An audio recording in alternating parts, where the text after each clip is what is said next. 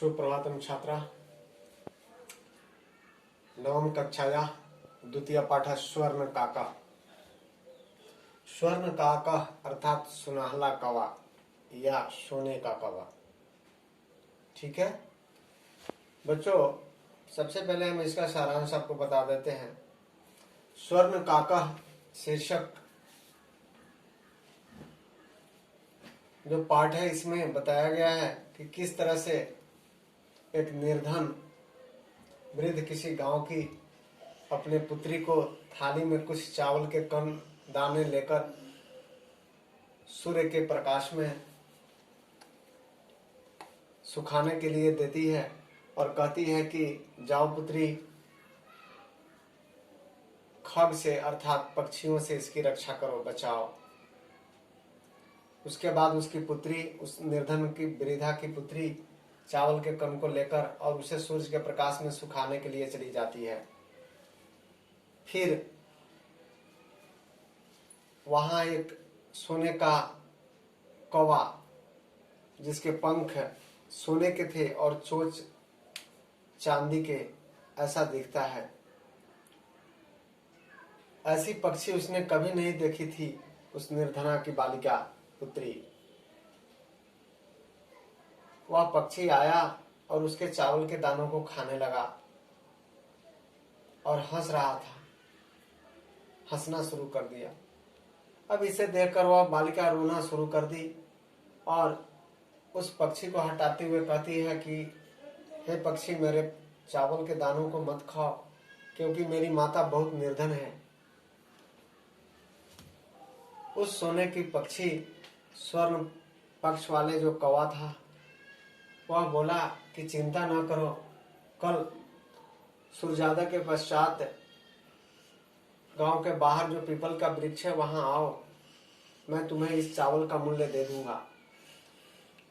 खुशी से उस बालिका की रात्रि में निद्रा भी न आई और वह कल सूर्योदय होते ही उस पीपल के वृक्ष के पास चली जाती है, उपस्थित हो जाती है। जब वह कौवा वृक्ष के ऊपर से सोकर जगा तो वह देखता है कि वह बालिका आ गई। यह लड़की भी उस वृक्ष पर सोने का महल देखकर आश्चर्यचकित थी।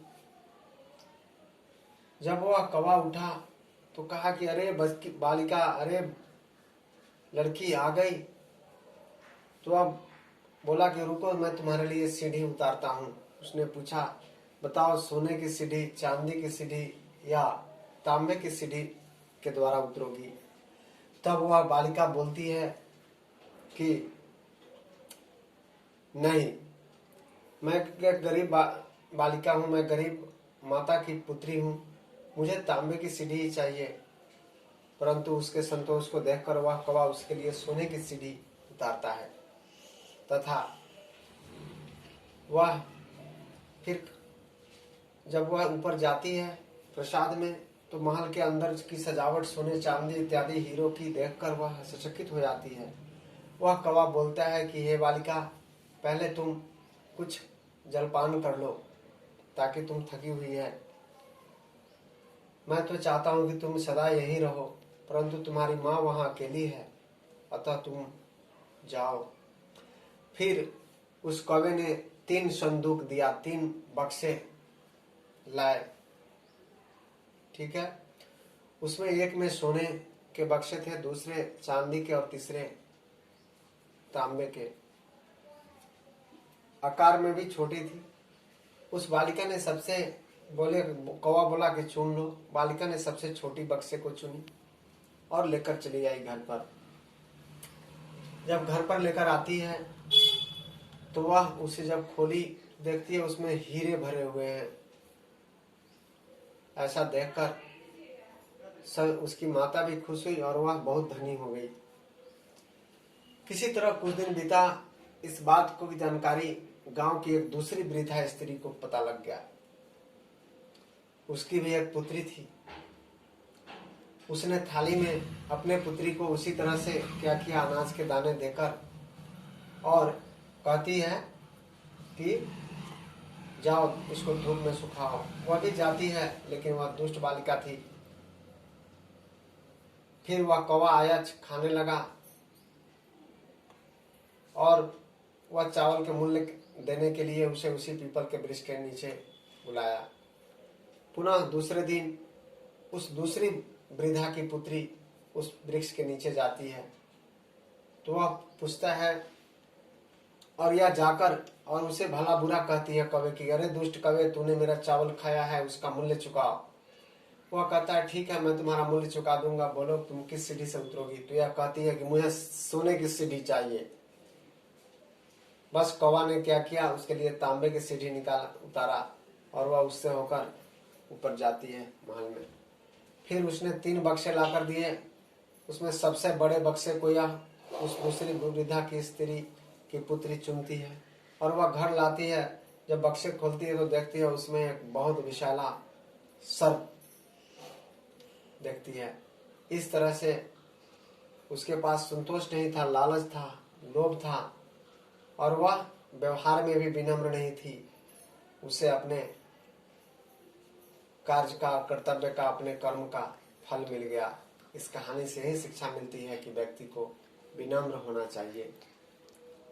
जिस तरह से वह निर्धना की दुहिता थी, तो हमारा कर्म अच्छा रहता है, हमें सोच अच्छी रखनी चाहिए, संतोष रखना चाहिए। इन सारी चीजों को देखते हुए यह स्वर्ण काका बनाया गया है।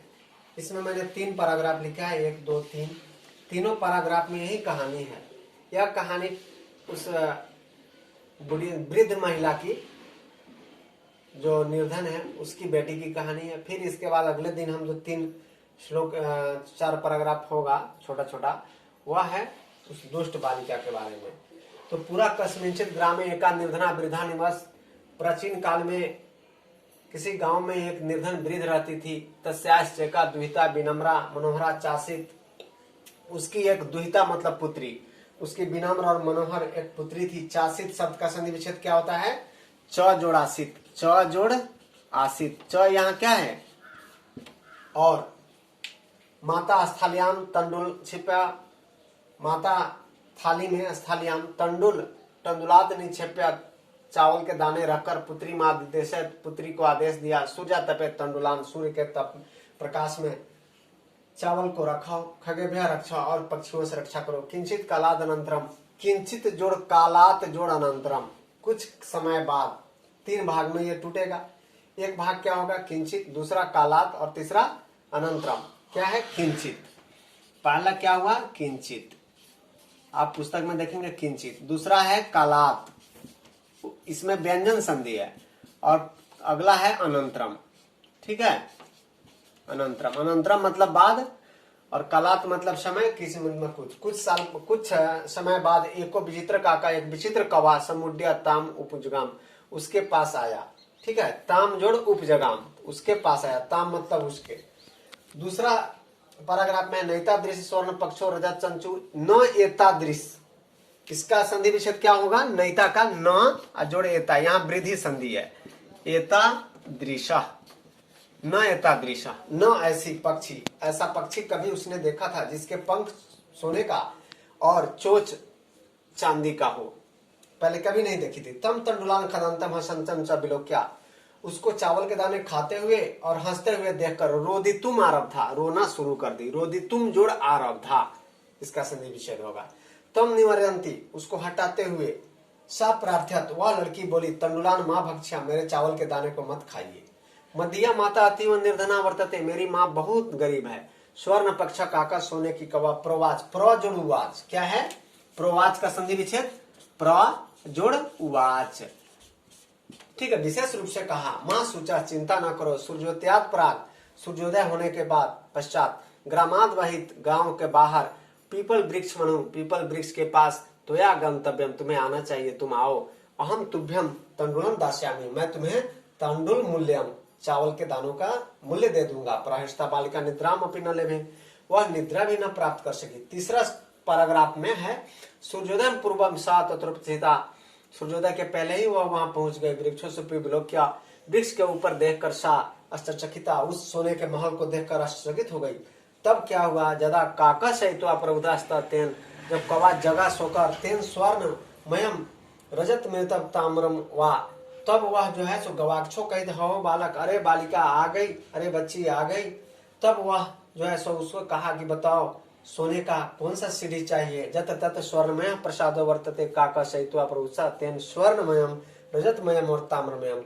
पूछता है कि क्या सीढ़ी चाहिए आपको, सोने का, चांदी का, तांबे का निकालो। तो यह तांबे का ही कहती है। कन्या पूर्वाच अहम निर्धनया माय दुहिता, मैं तो निर्धन माता की पुत्री हूँ। ताम्रपान नैवा, मुझे लिए तांबे की सीढ़ी ही निकालिए। परम स्वर्ण सोपान, लेकिन उस कवि ने क्या किया, अपने भवन प्रसाद से, प्रसाद मतलब महल, अपने उस सोने की महल से सोने का सीढ़ी उतारा और वह लड़की जाती है। बस आज 3 पैराग्राफ हम लोग पढ़े, इसको आप लोग देख लीजिए, पुस्तक में भी होगा, दिया होगा। सबका अंडरलाइन कर देना है संधि विच्छेद। यहाँ पर क्या है, प्रथम पैराग्राफ, इसके जो मेन मुख्य था उसको मैं संधि विच्छेद कर दिया। ये दूसरा है, ये तीसरा है।